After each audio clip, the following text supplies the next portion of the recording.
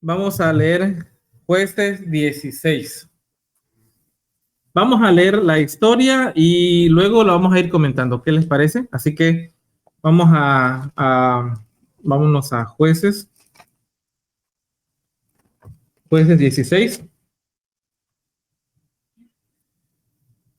Vamos a... Perdón, no Jueces 15. Vamos a Jueces 15. Vamos a leerlo, por favor. Yo lo voy leyendo y ya ustedes lo van leyendo en casita. Y tan pronto terminemos de leer el 15, vamos a sacar un par de lecciones aquí. Dice, después de cierto tiempo, durante la siega del trigo, Sansón visitó a su esposa con un cabrito diciendo, visitaré a mi esposa en la cámara, pero su suegro no lo dejó entrar. Le dijo, pensé que ya no la querrías y la di a tu compañero, pero su hermana menor no es más hermosa que ella, tómala en su lugar. Sansón le respondió, esta vez seré sin culpa, sin daño a filisteos. Fue Sansón y cazó 300 zorras, trajo teas, juntó la cola con cola y puso una tea entre cada cola. Después encendió las teas y las soltó las zorras y entre los sembrados de los filisteos. Así quemó las gavillas, el trigo que estaba en pie hasta las viñas y olivares. Y preguntaron los filisteos, ¿quién hizo esto? Y le dijeron, Sansón, el yerno de Tigmateo, porque su suegro le quitó a la esposa y la dio a su compañero. Y los filisteos fueron y quemaron a ella, a su padre. Entonces Sansón les dijo, ya que así habéis hecho, me vengaré de vosotros y después os dejaré. Y le hirió muslo y cadera con gran mortandad. Después se fue a vivir a la cueva de Tan. A ver. Vamos a hacer la primera pregunta. ¿Cuál fue la razón por la cual Sansón existía en ese momento en Israel? ¿Cuál es la primera razón por la cual Sansón existía? ¿Cuál era la razón de ser de Sansón? Bueno, según la escritura, él era un juez de Israel. Un juez de Israel, ok, perfecto. Otra característica de Sansón, del motivo en que Dios le dijo a sus padres que traería a Sansón a la tierra. ¿Cuál era la razón? Mi padre dice que era para ser juez, ¿ok? ¿Cuál otra opción podemos tener de Sansón, de la razón de ser de Sansón? Que era nazareo. Ok, si era nazareo, ¿cuál era la característica de unos nazareos? Pues era de Dios, era un alguien reservado, Dios apartado, ok. Ustedes ven en las acciones de Sansón aquí alguien apartado y juez. ¿Qué es lo que están viendo aquí de él? Una persona normal. No, a una persona que no quiere nada con Dios. Yo veo aquí a alguien que tiene problemas de ira. Problemas de carácter. Pero ¿por qué estaba tan confiado Sansón de que él podía hacer lo que quería? Porque se confió. ¿De qué cosa? Dice Selma, de su fuerza. Estaba muy confiado. Pensó que Dios nunca lo iba a abandonar. Ok, perfecto. Vamos a sacar esa primera. También dice que fue traído al mundo para salvar a Israel de las manos de los filisteos. Bueno, o sea, él pensó que hiciera lo que hiciera, de que iba a estar con Dios siempre. Ok, vamos entonces a seguir leyendo esta historia. Dice, entonces subieron los filisteos y acamparon en Judá y se tendieron por Leí. Los hombres de Judá le preguntaron, ¿por qué habéis venido contra nosotros? Respondieron, hemos venido a aprender a Sansón para darle como él nos hizo. Entonces fueron 3,000 hombres de Judá a la peña de Tan y le dijeron, ¿no sabes que los filisteos nos dominan? ¿Por qué nos hiciste esto? Él respondió, les hice como ellos me hicieron. Ellos entonces le dijeron, hemos venido a prenderte y entregarte a los filisteos. Sansón respondió, juradme que vosotros no me mataréis. Ellos respondieron, no, solo te ataremos y te entregaremos en sus manos, no te mataremos. Entonces lo ataron con 2 nuevas cuerdas y lo llevaron de la peña. A ver, vamos a volver a hacer preguntas aquí. ¿Cuál era la razón por la cual los filisteos estaban atacando a este pueblo de Etán? Porque estaban adorando a dioses diferentes, los unos con los otros. Madre, la razón por la cual ellos estaban atacando, los filisteos a Judá, no era por la diferencia de dioses, no, eran por venganza. Esa es la razón correcta, era por venganza. Pero sí recuerdan que hace ratito estábamos viendo de que el primero que se vengó, ¿quién fue? Sansón. Y después el que reaccionó a la venganza, ¿quién fue? Los filisteos. ¿Ustedes creen que algún momento iba a acabar ese círculo de venganza? No, nunca. Pero aquí estamos encontrando que uno no era hijo de Dios y el otro sí era hijo de Dios. Pero el comportamiento eran iguales. Entonces, la primera lección que sacamos aquí, que no hace falta que tú digas o dejes de decir que ya no eres hijo de Dios. No hace falta que tú digas, yo ya me salí hoy de la iglesia. No hace falta. Los hechos, nada más. Los hechos, buen punto. 2, no hace falta pensar que como el Señor ya no te bendice o el Señor ya no te favorece, el Señor ya no está contigo. Sansón, a pesar de tener la bendición de Dios, ¿cómo actuaba él? Como si no la tuviera. Como si no la tuviera. Exacto. Y esa es la primera cosa que me gustaría sacar de esta enseñanza. Hoy por hoy podemos actuar nosotros confiados de que estamos en la verdad, porque la misericordia de Dios aún es buena con nosotros. Así hagamos lo que hagamos. Así hagamos lo que hagamos. Y hace rato es posible que el Señor ya no esté con nosotros. Por eso en 2 Corintios 13:5 parece, en la versión parafrase, dice: examínense ustedes mismos, no vaya a ser que desde cuando estén ustedes afuera y piensen que están adentro. Entonces, a esta historia podemos nosotros añadirle un relato. Alguien que esté viendo todo esto que está pasando desde afuera. Un hombre que puede estar ahorita sentado, imagínatelo, sentado tal vez en la cercanía de Israel y mirando cómo un hombre que tenía toda la capacidad para ser un libertador estaba pasando a la historia como un hombre caprichoso, un hombre que no tenía el mínimo interés de hacer la voluntad de Dios y de cumplir su mandato, pero a pesar de eso, se jactaba de que el Señor estaba con él. Bueno, eso se llama presunción. ¿Cuántos de los hermanos, por ejemplo, el pueblo judío tenía una presunción o presumía que tenían una mente asesina y aún así pensaban de que estaban con Dios? Ahora vamos a seguir leyendo la historia, ¿sí? No, pues lo que estaba haciendo Sansón, Dios lo había mandado para hacer una obra, pero él se descarrió. Él equivocó el camino. Sí, Sansón no vino nada más por venir al mundo, porque vemos que su mamá era estéril. Y Dios lo mandó con un propósito, pero él no cumplió su propósito. Pero bueno, al final del relato,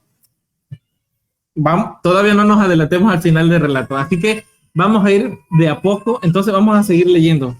Vámonos entonces, vamos a seguir con esa historia. Vamos al versículo 14, dice: cuando llegaron a Leí, los filisteos salieron a recibirle con algaraza, o sea, con fiesta, porque traían ya cautivo a aquel que se había vengado primeramente de ellos. Pero el Espíritu del Señor descendió sobre él. Fíjense, este hombre Sansón, que a todas luces era alguien que estaba separado del Señor, estaba siendo un instrumento. Solamente estaba siendo un instrumento de salvación. Dice: cuando llegaron a Leí, los filisteos salieron a recibirlo con algaraza, pero el Espíritu del Señor descendió sobre él y las cuerdas que estaban en sus brazos se volvieron como un lino quemado y las ataduras cayeron de sus manos. y como encontró una quijada de asno aún fresca, extendió su mano, la tomó y con ella mató a 1000 hombres. Entonces Sansón dijo, con una quijada de asno, un montón, 2 montones, con la quijada de un asno maté a 1000 hombres. Cuando dejó de hablar, echó de su mano la quijada y llamó a ese lugar Rahab Leí, colina de la quijada. Hasta aquí vamos a quedar un poco con la historia. A ver, vamos a volver a recapitular todo esto. ¿Cuántos hombres de Israel fueron a hablar con Sansón? Fueron 3000. Ellos lograron el propósito, lo ataron, lo trajeron. No sé cuánto tiempo demoraron para llegar al pueblo de Etán Aleí, pero cuando llegaron, se entiende que no solamente habían 1000 filisteos, habían más. Porque recuerden de que los filisteos eran los opresores de Israel. Y si Israel no se enfrentó a los filisteos con 3000 hombres, quiere decir que habían más filisteos que israelitas, ¿ok? Estos 3000 hombres israelitas llegaron con la petición que les había pedido a los filisteos, que era llevarles a Sansón. Sansón estaba ahí en medio. Los filisteos también habían encontrado su propósito de que habían llegado, que es capturar sin bajas a Sansón. Y en ese momento el Señor tenía una misión distinta. ¿Cuál era la misión del Señor? El Señor quería que Israel allí se liberara. Y el instrumento para la liberación, ¿quién era? Sansón. Y solamente Sansón, él solito mató a 1000 hombres. Él solo. Recordemos de que antes no solamente era pelea con espadas, habían también flechas, y habían también lanzas. Este hombre, Sansón, no solamente era fuerte, sino también, ¿qué cosa era? Rápido. Yo no me imagino las capacidades físicas que podía tener Sansón, pero era lo suficientemente fuerte y era lo suficientemente rápido para esquivar no solamente una espada, sino también para esquivar, ¿qué cosa? Las flechas que le puedan tirar. Y fue lo suficientemente fuerte y rápido para matar a 1000 hombres. Yo me pregunto, ¿y dónde estaban los 3000 hombres de Israel? Bueno, como tú dijiste, no solo puede ser que habían más filisteos.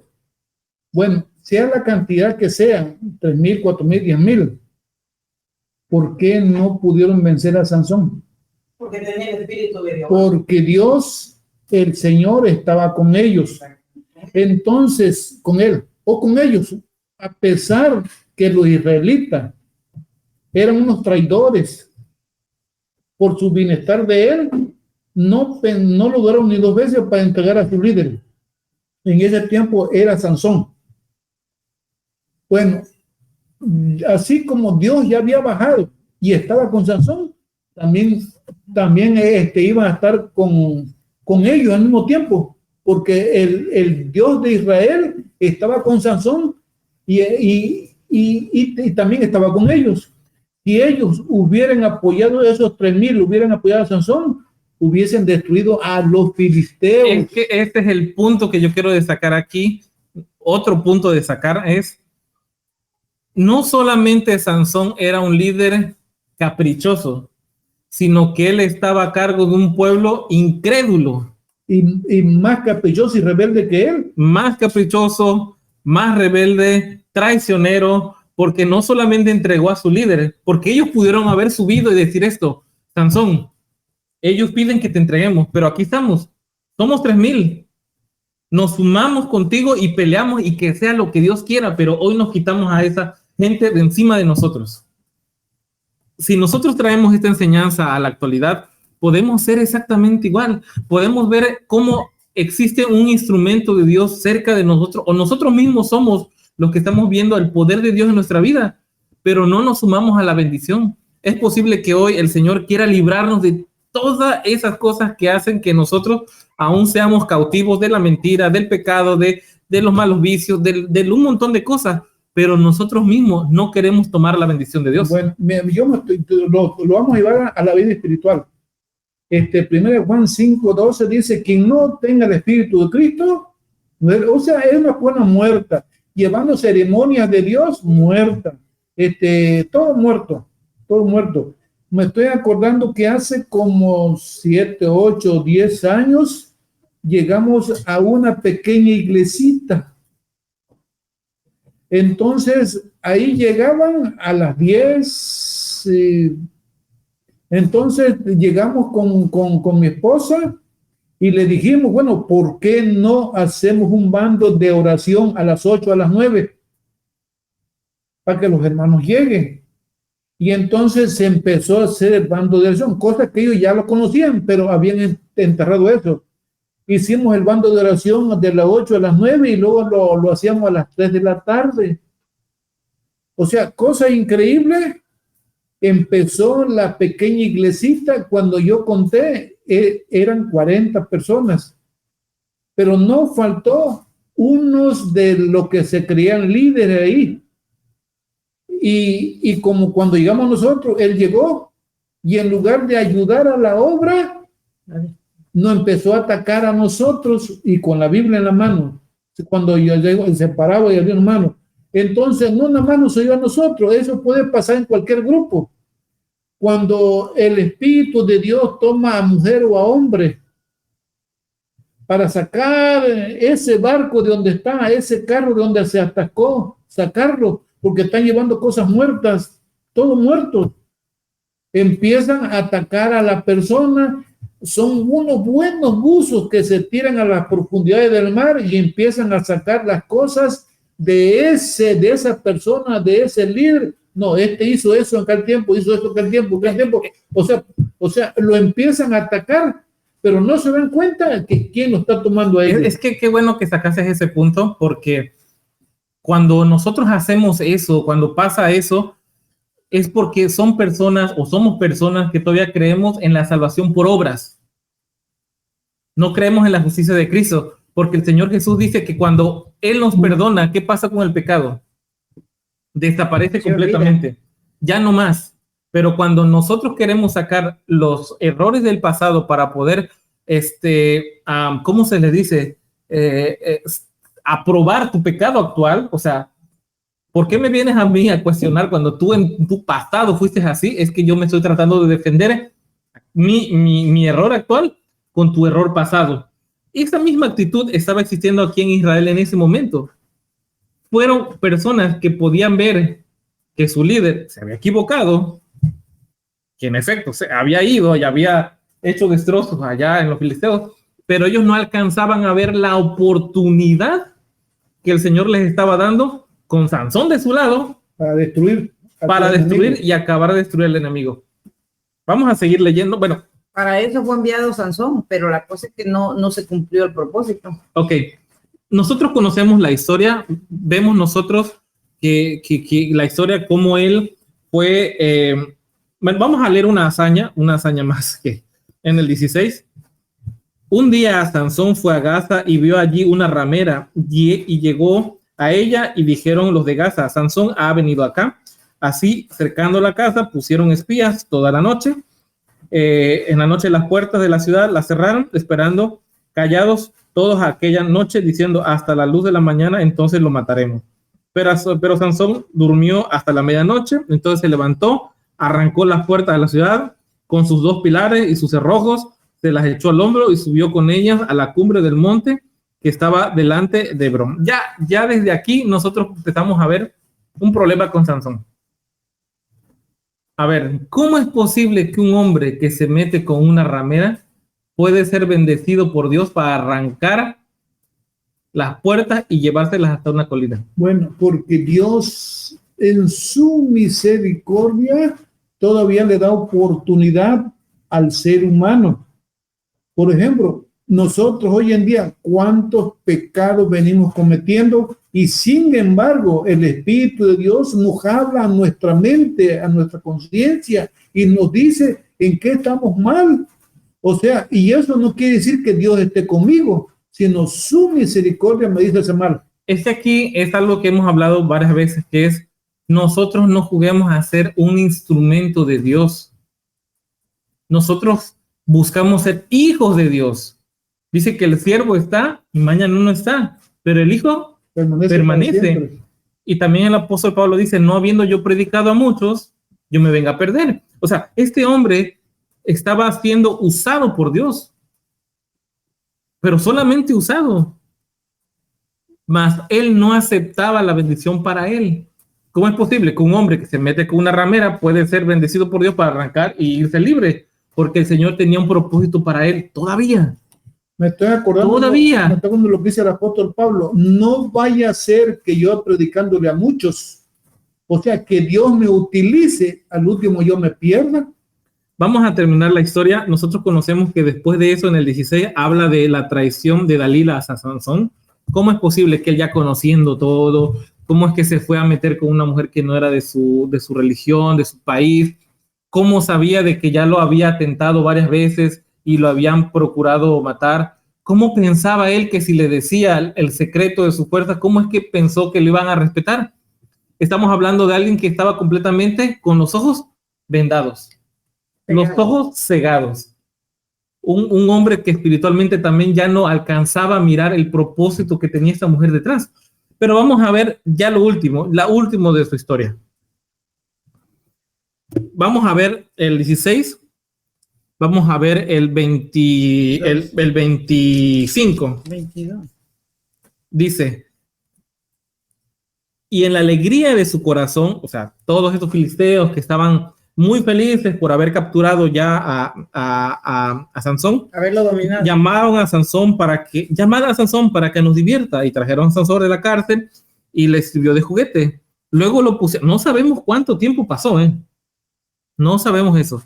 Dice, lo pusieron entre las columnas. Entonces Sansón dijo a un joven que lo guiaba con la mano, dice, acércame, y hazme palpar las columnas que sostienen la casa para que yo me apoye en ellas. La casa estaba llena de hombres y mujeres, todos los príncipes estaban allí. En el piso alto habían como 3,000 hombres y mujeres que estaban mirando el escarnio a Sansón. Entonces Sansón clamó al Señor, Señor, Dios mío, acuérdate de mí, te ruego, dame fuerzas, solo esta vez, para que una vez me vengue de los filisteos por mis 2 ojos. O sea, ni siquiera en su muerte Sansón estaba pidiendo algo correcto. Él no quería, pidiendo venganza. Él no estaba diciendo que, fíjense la expresión. ¿Se acuerdan la expresión del jovencito David cuando se iba a enfrentar a Sansón, a Goliat? Le dice que no estaba ofendiendo a Israel. ¿A quién estaba ofendiendo? Al Dios vivo, al Dios eterno. O sea, David, sin fuerza, peleó contra un hombre más grande, no por él, sino por la honra de Dios. Porque se estaba ofendiendo la honra y la gloria de Dios. Y aquí este hombre estaba pidiendo venganza por sus 2 ojos. Porque él había ofendido a Dios, Sansón había ofendido a Dios. Yo creo, y ese ya es un comentario mío, que si Sansón hubiera pedido fuerza para vengar el nombre de Dios que se estaba siendo menospreciado por su causa, él no hubiera muerto ahí. Dios le hubiera restaurado otra vez, otros nuevos ojos, muchas cosas. Bueno, vamos a seguir leyendo. Dice, luego Sansón asió las 2 columnas de en medio que sustentaban la casa, se apoyó en ellas con una mano a la derecha y otra a la izquierda, y dijo Sansón, muera yo con los filisteos. Entonces empujó con toda su fuerza y la casa cayó sobre los príncipes y sobre todo el pueblo que estaba en ella. Y fueron mucho más los que mató al morir que los que había matado en su vida. El 31. Y descendieron sus hermanos y la casa de su padre y lo llevaron y lo sepultaron entre Suar y Esaol en el sepulcro de su padre Manoah. Sansón había juzgado a Israel durante 20 años. Aquí, mira, aquí da tristeza cómo un hombre de Dios muera de tal manera, porque según los hechos que vimos aquí, Sansón no se salvó. Yo no sé qué pase, pero como Jonás, no sé el destino de Sansón. Bueno, el de Sansón, vimos un hombre que se equivocaba y nunca actuó como David. No, que dijo, ¿cómo es posible que este impío ofenda al Dios vivo? Esas palabras de David con las palabras de Sansón, muera yo con todos los filisteos. Entonces, según los hechos de Sansón, al morir, es un hombre no arrepentido. Yo lo que quiero destacar, ya para terminar con esta pequeña reflexión de mediodía, es posible que nosotros estemos siendo instrumentos. No más instrumentos. Y es posible que nosotros llevemos muchas almas, muchas victorias para el Señor, pero al final vayamos a morir junto con los filisteos. Sí. Vayamos a morir junto con ellos. ¿Cuáles son las razones? No lo sé, pero es algo que yo destaco acá porque Sansón humanamente era un hombre capaz de cualquier cosa, si se ponía en las manos de Dios. Pero él eligió, no fue su destino, no fue su pecado original, no. Él decidió deliberadamente actuar de una o de otra manera, aún conociendo que Dios era capaz de hacer milagros. Eso es muy preocupante y es parte de la reflexión que hacemos hoy, no con el afán de asustar a nadie, no con el afán de preocuparnos nada más, sino de hacer una reflexión interna y ver qué estamos haciendo. La intención es, vuelvo a repetir, no echarnos miedo y vivir de esta euforia del miedo, no, sino si es posible que durante la semana hemos escuchado un montón de información, hemos escuchado el temor que nos puede causar las vacunas o el temor que nos pueda, lo que me comentabas en la mañana, ¿no? El chip, el control del mundo. Está bien, o sea, ese miedo está bien porque es algo real, es algo palpable. No podemos hacernos ajenos a todo el control que viene del mundo sobre nosotros, pero tampoco podemos olvidar el hecho de que podemos nosotros estar previniendo a muchos de un peligro inminente y nosotros mismos vayamos a morir con ellos, ¿no? Dice el relato de Heródoto de que había un hombre que entró a Jerusalén y hablaba de que Jerusalén iba a destruirse, ¿no? Así es, por 7 años lo estaba advirtiendo, sí. Eso está en los primeros capítulos del conflicto. Que por 7 años ya andaba anunciando la destrucción de Jerusalén. Y al último, él muere adentro de Jerusalén. Y la hermana Guay dice, ningún hijo de Dios pereció en Jerusalén. Entonces este hombre que anunció por 7 años, ¿se perdió? No lo sé, es algo que lo dejamos ahí para la reflexión, es algo que lo hemos traído hoy para que lo tengamos en cuenta. Así que hasta acá la reflexión del día de hoy. Este tema da para más, pero bueno, por cuestión de tiempo también vamos a dejarlo aquí. Un servidor lo estará volviendo a subir a YouTube en formato de podcast, así que si alguien considera que fue interesante, tendrán la forma de cómo compartirlo. Así que vamos a hacer una última oración ya para terminar este pequeño culto de adoración el día de hoy. Y bueno, vamos a despedirlo.